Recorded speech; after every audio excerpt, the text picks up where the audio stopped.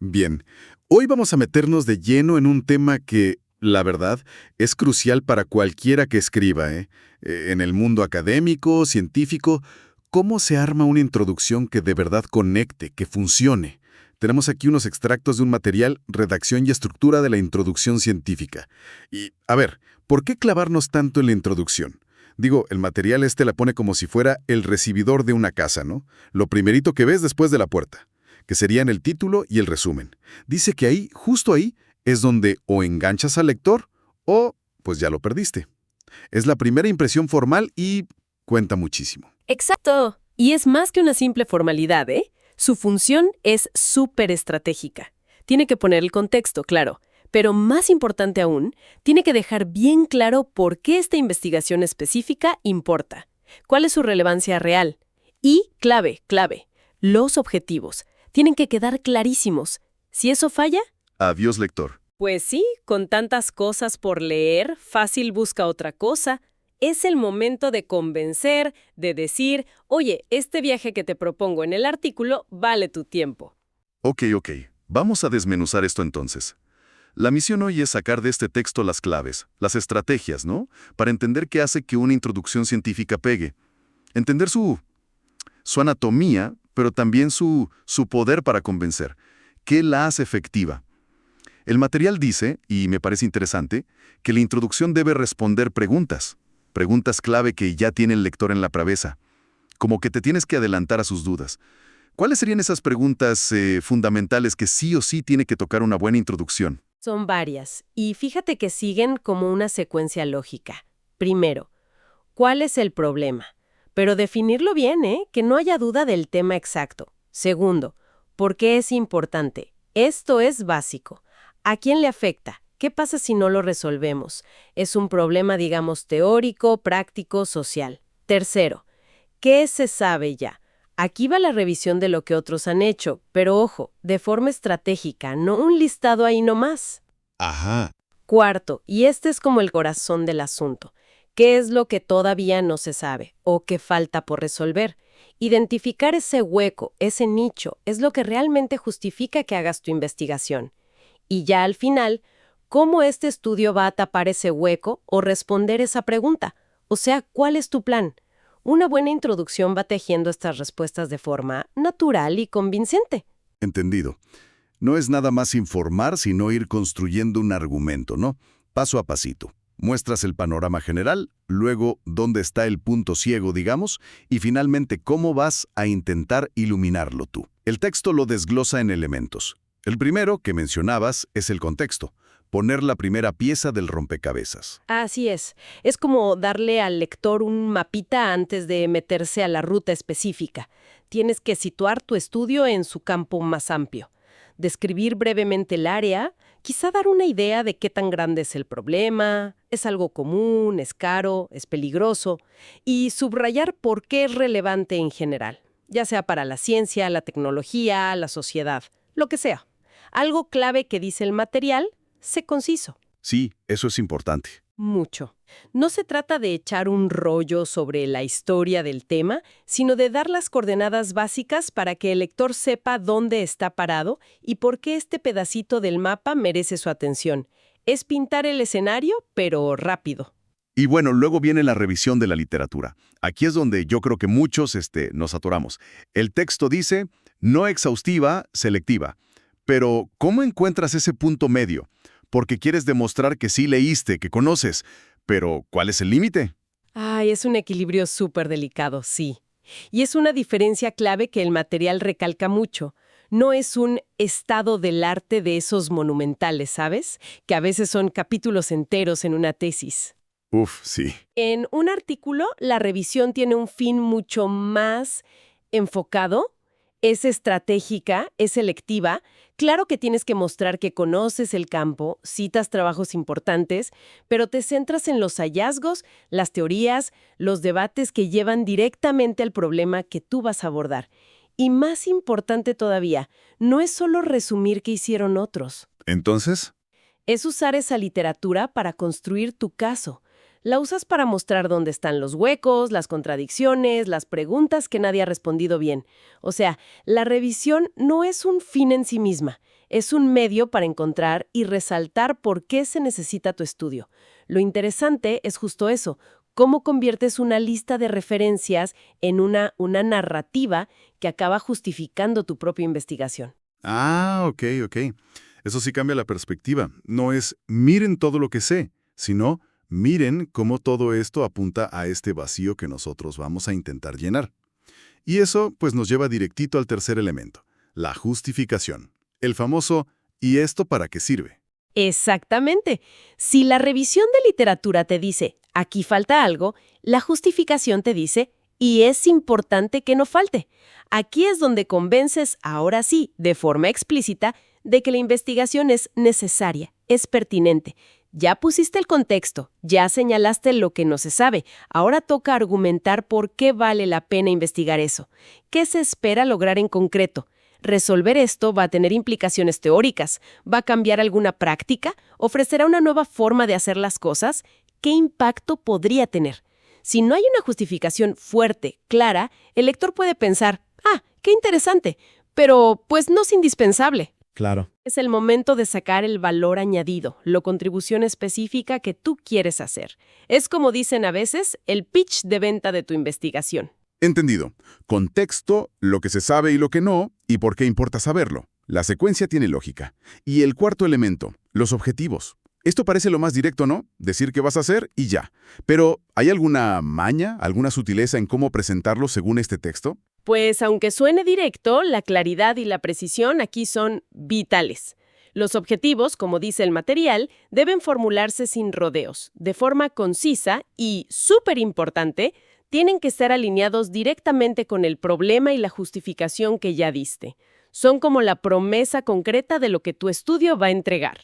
Ajá. Es muy común poner un objetivo general, que es como el resumen del propósito principal, y luego varios objetivos específicos, que son como los pasos o metas más concretas para alcanzar ese objetivo grande. Tienen que ser medibles, alcanzables, relevantes y, definidos en el tiempo del estudio. No puede haber ambigüedad. Al leerlos, cualquiera debe entender perfecto qué buscaba la investigación. Son la brújula, pues. Y como un detallito extra, dice el texto que a veces al final de la introducción puedes dar una probadita de la metodología, como un próximamente en este artículo. Sí, se hace bastante en algunos campos. Una mención así muy breve de la estrategia general que vas a usar. Por ejemplo, mediante un diseño experimental o con análisis de encuestas o usando modelos de simulación. Puede servir como un puentecito elegante hacia la sección que sigue, la de métodos. ¿Ok? Pero la clave, y el texto insiste, es no meterte en detalles. No es el lugar para decir el tamaño de la muestra ni qué prueba estadística usaste. Es solo una transición, una forma sutil de decir, ya te dije qué y por qué, ahora te doy una pista del cómo. Ok, perfecto. Ya tenemos la estructura, los ingredientes básicos.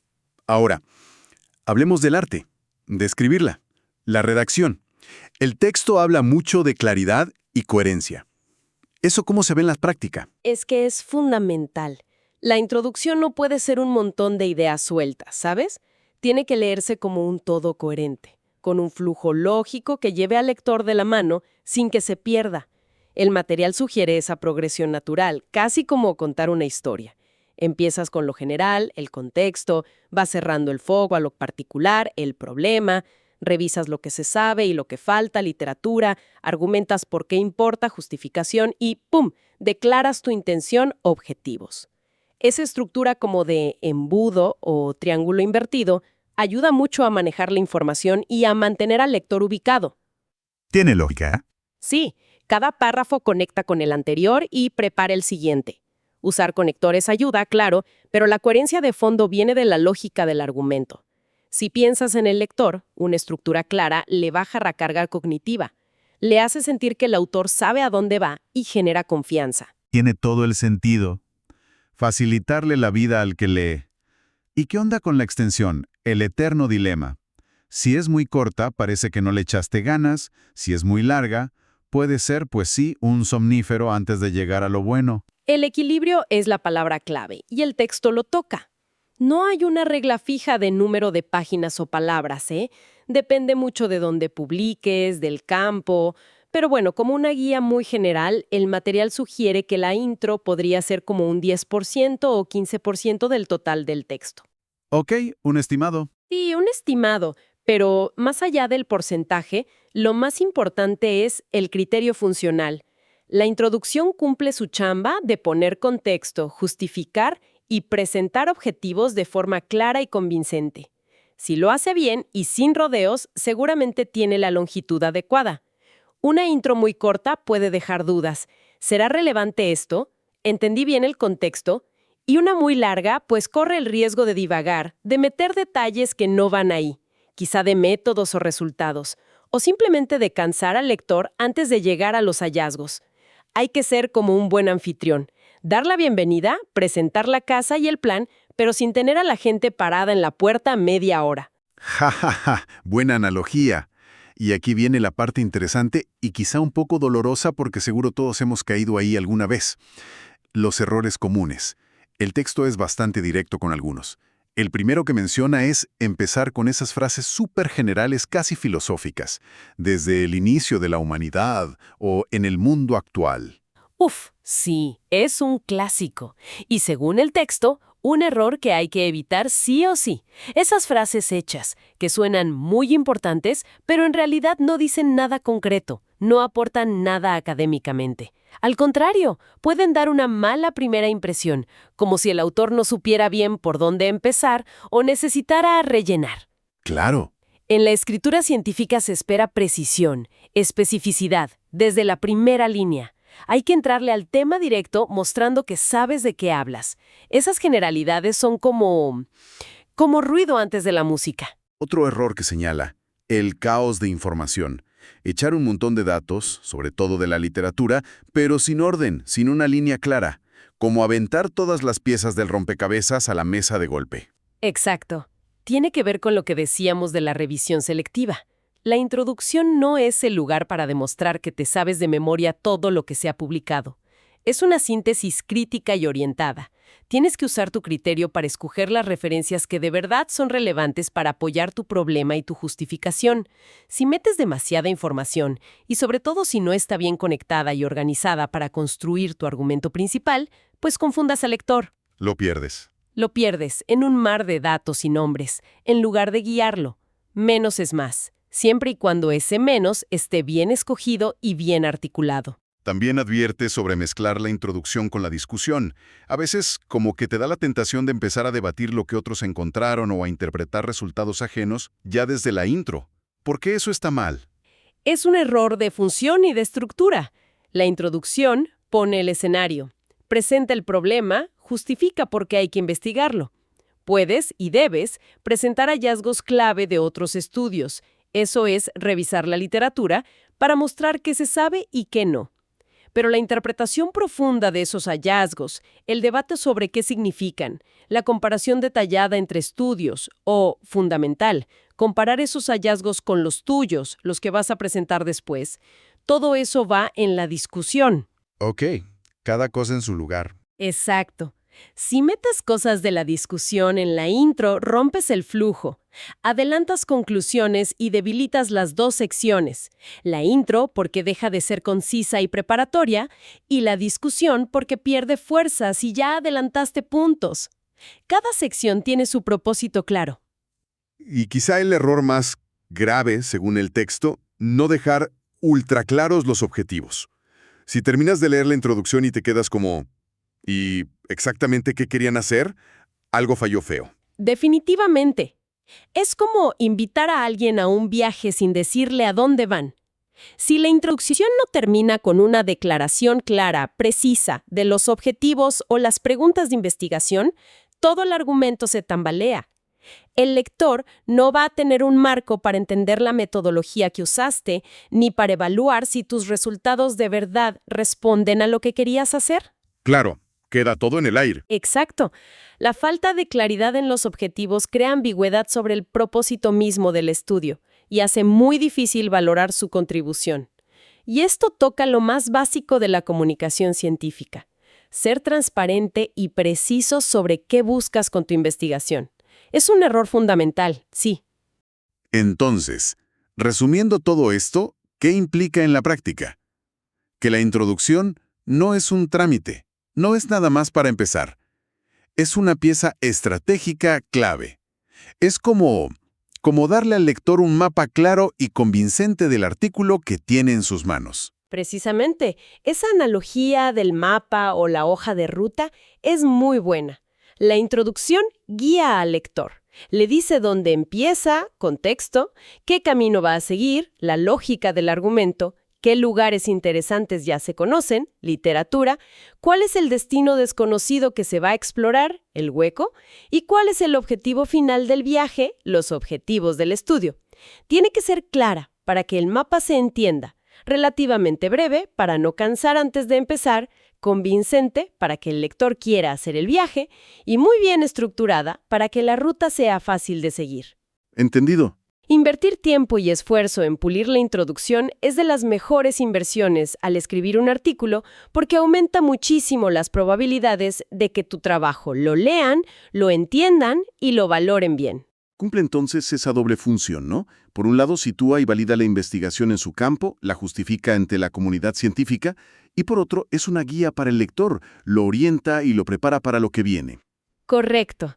Las dos caras de la moneda son cruciales. La introducción es tanto un acto de persuasión, convencer de que es relevante, como un acto de orientación, facilitar que se entienda.